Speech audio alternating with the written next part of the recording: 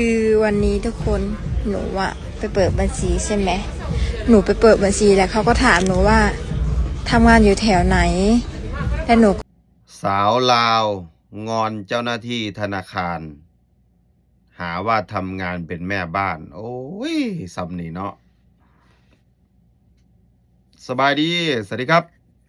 ทักทายFC ทุกท่านที่เข้ามาติดตามรับชมอยู่กับผมเทพโยครับ พี่น้องทางเมืองไทย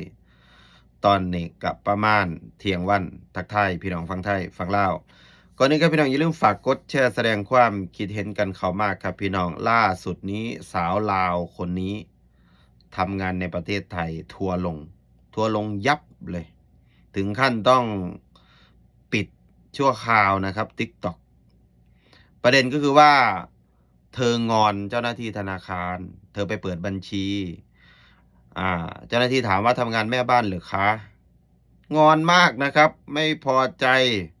เดือดอัดคลิปลง TikTok นะครับเดี๋ยวลองไปฟังคลิปเธอฝากคอมเมนต์เข้ามาด้วยนะครับทุกท่านคือวันนี้ทุกคนหนูอะไปเปิดบัญชีใช่ไหมหนูไปเปิดบัญชีแล้วเขาก็ถามหนูว่าทำงานอยู่แถวไหนแล้วหนูก็บอกเขาว่าอยู่ตึกแดงสวนจตุจักรและเขาก็ถามหนูว่าทำงานเป็นแม่บ้านเหรอแล้วมึงดูชุดกูที่กูใส่ไปอะ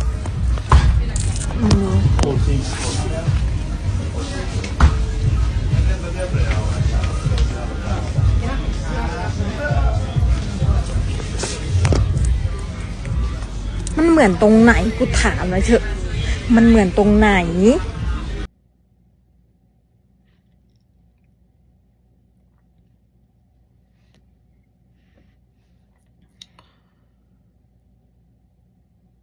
จักสิว่าโง่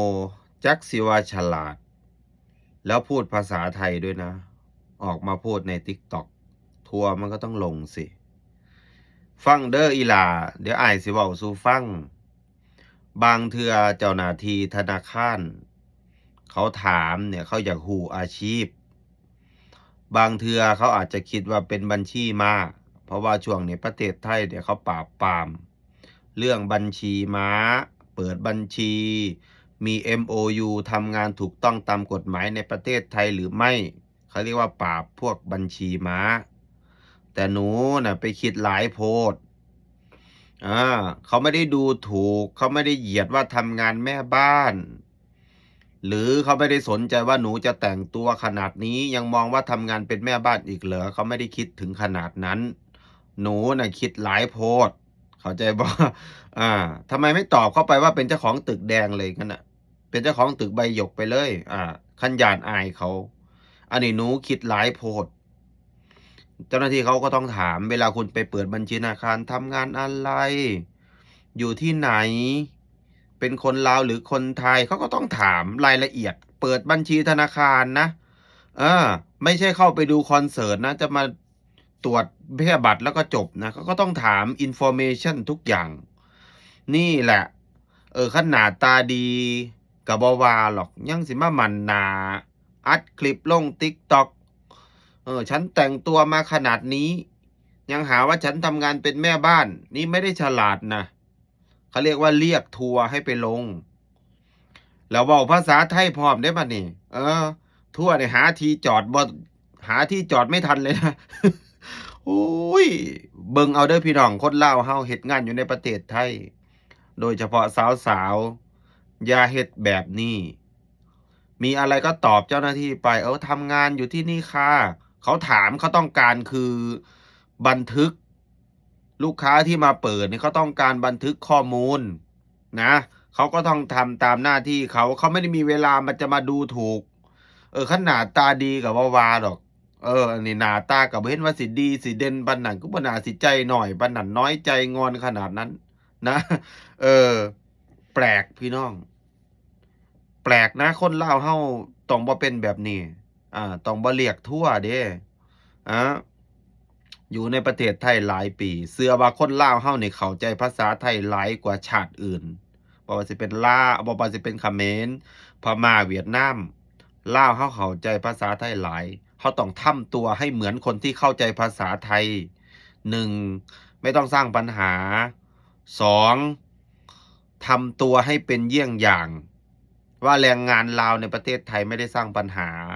ให้กับประเทศไทยเหมือนบางประเทศ โดยเฉพาะประเทศต้นฉบับเฮ็ดให้เขาเห็นตัวอันนี้บ่แม่นเรื่องเล็กๆน้อยๆแต่งโตพุ่นนาใส่กางเกงขาบานใส่เสื้อเขาก็บ่ได้ว่าแต่งแบบใดเขาก็บ่ได้ว่าเด้อ่าแต่ว่าจะสิแสดงออกทาง TikTok ทางออนไลน์แบบนี้มันบ่มีหม่องยืน มันจะไม่มีที่ยืนทัวร์เขาก็จะถามหา เพราะว่า TikTok โลกออนไลน์ Facebook อะไรก็แล้วแต่เวลาจะคิดจะพูดอะไรเนี่ยมันต้องดูตัวเอง ว่าตัวเองอยู่ในสถานะอะไรอยู่ในประเทศไทย ลูกจ้าง ลูกน้อง เราไม่ใช่คนไทยนะครับ อย่าลืมตัวเหมือนประเทศต้นฉบับประเทศไหนครับประเทศต้นฉบับก็รู้กันอยู่นานๆแล้วลืมตัวก็มีนะลืมตัวเรียกร้องสิทธิ์อยากได้สิทธิเท่าคนไทยอยากแสดงออกเท่าคนไทยนั่นนี่ไม่ได้นะคนไทยบางกลุ่มเนี่ยเขาก็มีกลุ่มพิทักษ์อยู่นะ อันนี้พูดกันตรงๆนะเห็นไหมไม่งั้นก็จะมีกลุ่มคุณเต้อาชีวะนั่นนี่แหละครับเนี่ยเขาก็ไปปราบเขมรอยู่เนี่ยทำไมไม่ดูโซเชียลบ้างนี่แหละเขาเรียกว่าอยู่ไม่เป็นนะฝากถึงน้องเด้อ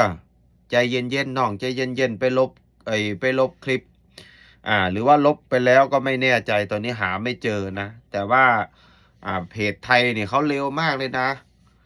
เพจไทยเนี่ยเขาดูดคลิปเขาเอาไปลงเลยนะหน้าตาเขาไม่เบลอด้วยนะเห็นไหมมันอยู่ที่ปากไงปากพร่อยปากเร็วแล้วมันทำให้ตัวเองนี่สวยก็อัดคลิปขอโทษต่อ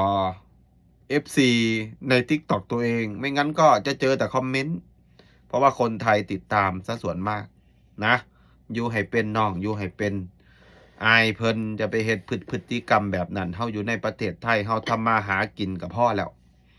อย่าทำตัวเหนืออย่าเฮ็ดเรียกร้องนั่นนี่ความเท่าเทียมบ่มีไผดูถูกบ่มีไผเหยียดหรอกคิดไปเองหน้าตาตัวเองก็อาจสิมีปมด้อยแน่เจ้าหน้าที่ทักนิดๆหน่อยๆก็เครียดงอนแล้วอันนี้ก็เป็นไปได้นะพี่น้องฝาก FC ทุกท่านนะครับคอมเมนต์เข้ามาด้วยนะครับทุกท่านมีความคิดเห็นยังไงก็แสดงความคิดเห็นกันเข้ามานะครับสบายดีสวัสดีครับ